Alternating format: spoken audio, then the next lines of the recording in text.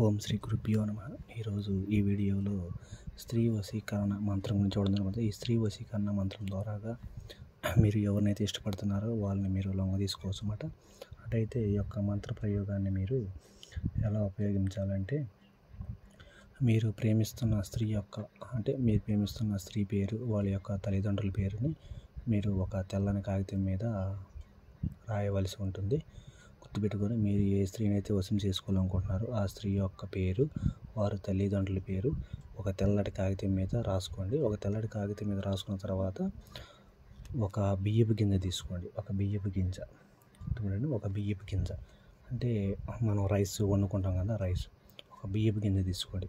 ఒక బియ్యపు గింజ తీసుకొని ఆ గింజని ఎడమ చేత్తో పట్టుకోండి. ఆ బియ్యపు గింజని ఎడమ చేత్తో పట్టుకొని ఈ యొక్క మంత్రాన్ని, ఇప్పుడు నేను రాసే ఈ మంత్రాన్ని 21 సార్లు మీరు జపం చేయండి. ఆ బియ్యపు గింజను ఎడమ చేతితో తీసుకొని ఈ మంత్రాన్ని మీరు 21 సార్లు జపించండి. 21 సార్లు జపించండి. ఊ హూం హూం హీ ఊ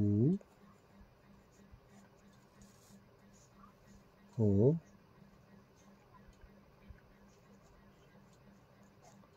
హో హీ హ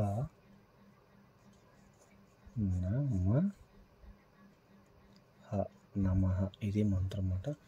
గుర్తుపెట్టుకోండి, ఇది మంత్రం. ఊ హుం హీ ఊ హో హీ హ నమః. ఈ యొక్క మంత్రాన్ని మీరు 21 సార్లు జపించండి అన్నమాట. 21 సార్లు జపించాలి. ఎడమ చేత్తో బియ్యపు గింజను పట్టుకొని 21 సార్లు జపించాలి. 21 సార్లు జపించిన తర్వాత ఏం చేస్తారంటే, ఒక సీసా తీసుకోండి.